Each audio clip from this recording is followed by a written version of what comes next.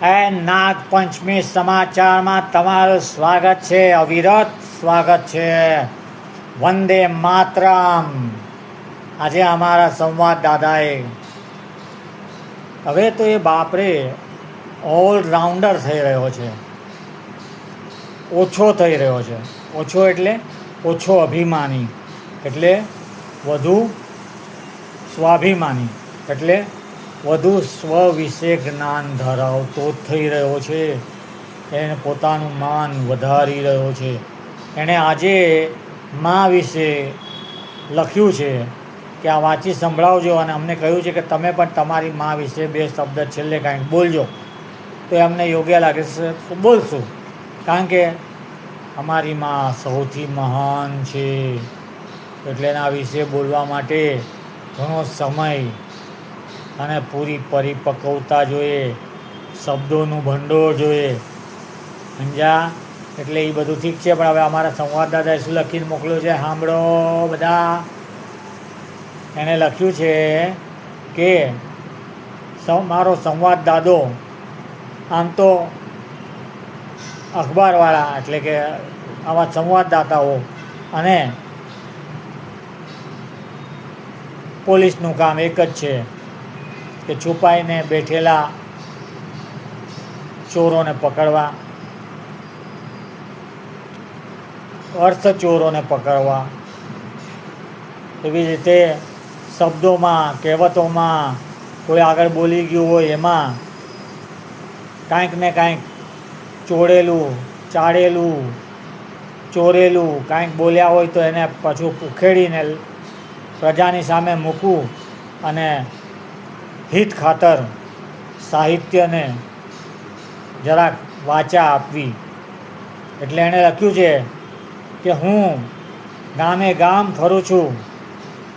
ફરતા ફરતા હું વર્ષોથી એક માણસને ગોતું છું જે હજી સુધી મને મળ્યો નથી. મારા કેમેરા બેકાર ગયા, મારે સોશિયલ મીડિયા નેટવર્ક બેકાર ગયું, અને કોઈ આશા નથી રહી. એટલે હું હવે છેવટે સોશિયલ મીડિયા ઉપર જ આ વાત મૂકું છું કે તમે એ વ્યક્તિને ગોતી કાઢો. એને તમારે હરામખોર કહેવો હોય તો કહો, નમાલો કહેવો હોય તો કહો, બુદ્ધુ કહેવો હોય તો કહો, અક્કલ વગરનો હાવ અસાહિત્યિક જે કહેવું હોય કહો, ગધેડો કહેવો હોય તો ગધેડો કહી દો, પણ એને ગોતી કાઢો. જેણે એ કીધું કે માગ્યા વગર મા પણ ના પીરસે. અરે ઉલટી ખોપડીના, માગ્યા વગર ફક્ત મા જ પીરસે. એટલે વર્ષોથી આવું સાહિત્યમાં બધું ચાલતું હોય છે અને લોકો ચલાવ્યા કરે છે, સાંભળ્યા કરે છે. મોટા મોટા સાહિત્યકારો બેઠા હોય છે, મોટા મોટા કવિ બેઠા હોય છે. મારા બેટા જેટલું આજુબાજુ ચરાય એટલું ચરી લે, બાકી કોઈ ડૂબકી મારવાનું કામ કરતું નથી, જે અમારો સંવાદદાતો કરે છે. અને એટલે અમે એને કહી રહ્યા છીએ કે એ ઓછો થઈ રહ્યો છે, ઓછો થઈ રહ્યો છે. જે માણસ નિષ્ઠાપૂર્વક સરસ કામ કરે ને એ ઓછો થતો જાય, એના શ્રોતાઓ ઓછા થતા જાય, એના સાંભળવાવાળા ઓછા થતા જાય, કારણ કે એ દરેકની કિંમત આંકી લેતો હોય અને એની વાતો સાંભળીને દરેકને પોતાની કિંમત અંકાઈ જતી હોય. એટલે એ પોતે સંતાઈ જાય. જેમ સૂરજ ઉગે અને કેવા કેવા કેવા લોકો સંતાઈ જાય, અને સૂરજ ઉગે અને કેવા કેવા લોકો પંકાઈ જાય, કેવા કેવા લોકો ખીલી જાય. આ બધી સમજવાની વાતો હવે અમારો સંવાદદાતો અમને લખીને મોકલે છે. અમે પણ બહુ રાજી છીએ કે થોડો વખત પછી એવો વખત આવશે કે આજકાલના જે ચકમક્યા સમાચારો છે ને એ બધા આલોપ થઈ જશે, અલોપ થઈ જશે. અને અમારા સંવાદદાતા જે સારા સારા સમાચાર આપશે ને, સાહિત્યિક, જ્ઞાનવર્ધક, સમજવર્ધક, આનંદવર્ધક, સત્યવર્ધક. સત્યવર્ધક ન થાય, સત્ય જેટલું એટલું જ રહે, તમારામાં વધઘટ થાય. એટલે એવા બધા સમાચાર સાંભળવા માટે તૈયાર રહો.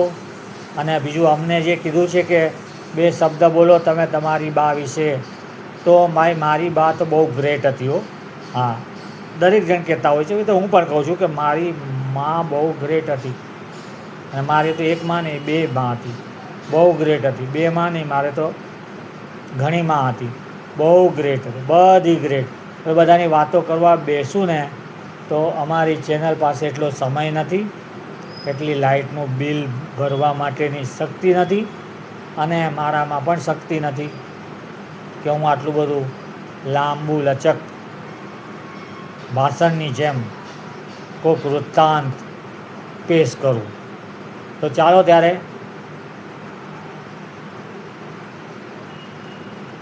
ભૂલચૂક લેવી દેવી હો. હા, કારણ કે અહીંયા અમે કોઈ કેમેરામાં કટ પેસ્ટ એવું કાંઈ કરતા નથી. સીધું ચાલુ કરીએ અને બોલવાનું ચાલુ, અને સીધું ખતમ કરીએ, બોલવાનું ખતમ. ટિંગ ટિંગ ટિંગ ટિંગ ટિંગ. ગરમીમાં ઉધરસ થાય? હા થાય. ગરમીમાં ખાંસી થાય? હા થાય. ગરમીમાં રડવું આવે? હા, રડવું આવે. ગરમીમાં હાંસી થાય? હા, હાંસી થાય. તો આનો ઈલાજ શું? આનો ઈલાજ એ જ છે કે તમે બધાને ડામ દેવાનું બંધ કરો, તો તમને પણ કુદરત ડામ નહીં આપે.